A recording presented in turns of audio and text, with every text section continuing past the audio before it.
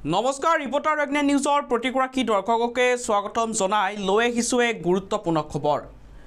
এইবাৰ বিপদত প্ৰদেশ কংগ্ৰেছৰ সভাপতি ভূপেন বৰা। বিপদত পৰিছে প্ৰদেশ কংগ্ৰেছৰ সভাপতিগৰাকীয়ে। ভূপেন বৰালৈ আয়কৰ বিভাগে জাননী জাৰি কৰিছে আৰু আজিৰ দিনটোত আয়কৰ বিভাগৰ অফিচত হাজিৰ হ'ব লাগিব প্ৰদেশ কংগ্ৰেছৰ সভাপতিগৰাকী। আমি পুনৰ কৈছোঁ যে প্ৰদেশ কংগ্ৰেছৰ সভাপতি ভূপেন বৰা বিপদত পৰিছে আৰু ভূপেন বৰালৈ আয়কৰ বিভাগে জাননী জাৰি কৰিছে। আজিৰ দিনটোত আয়কৰ বিভাগৰ অফিচত ভূপেন বৰা হাজিৰ হ'ব লাগিব। আৰু দেখিবলৈ পোৱা গৈছিল যে মুখ্যমন্ত্ৰী পত্নীৰ বিৰুদ্ধে যোৱা বিগত কেইবাদিন ধৰি প্ৰদেশ কংগ্ৰেছৰ সভাপতিগৰাকী যথেষ্ট আক্ৰমণাত্মক হৈ আছিল। মুখ্যমন্ত্ৰীৰ পত্নীৰ যি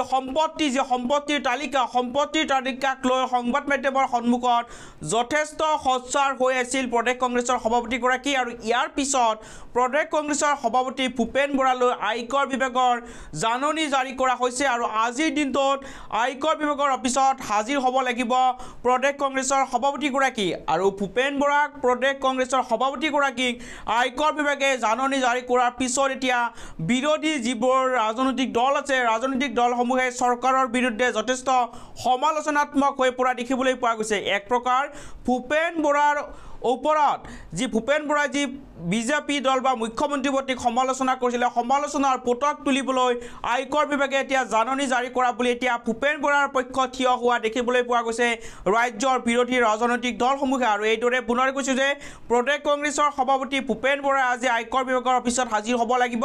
আজিৰ দিনটোত প্ৰদেশ কংগ্ৰেছৰ সভাপতিগৰাকীয়ে আয়কৰ বিভাগৰ অফিচত হাজিৰ হ'ব লাগিব আৰু কিছু সময় পিছতে হাজিৰ হ'ব আয়কৰ বিভাগৰ অফিচত প্ৰদেশ কংগ্ৰেছৰ সভাপতি ভূপেন বৰা। আৰু এই সন্দৰ্ভত ভূপেন বৰাইনো কি মন্তব্য আগবঢ়াইছে, এই মন্তব্য আমি আপোনালোকক শুনাব লৈছোঁ।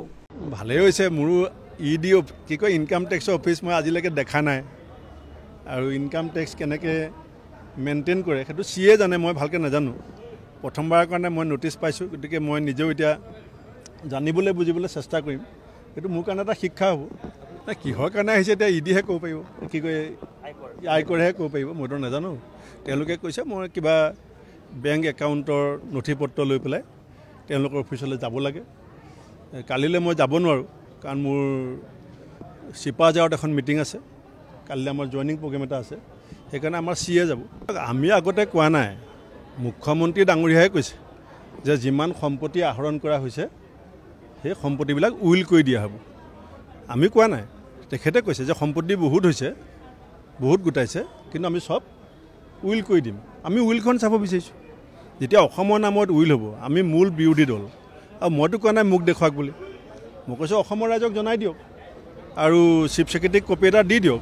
কাৰণ এজন মুখ্যমন্ত্ৰীৰ এটা বক্তব্য, সেইটো এটা বাণী, যেতিয়া উইলখন দি দিব তেতিয়া কালিলৈ আৰু নতুন বহুত মানুহ ওলাব যে যিমান সম্পত্তি গোটাই চব অসমক দি যাব। আমি সেইটোৱে কৈছোঁ।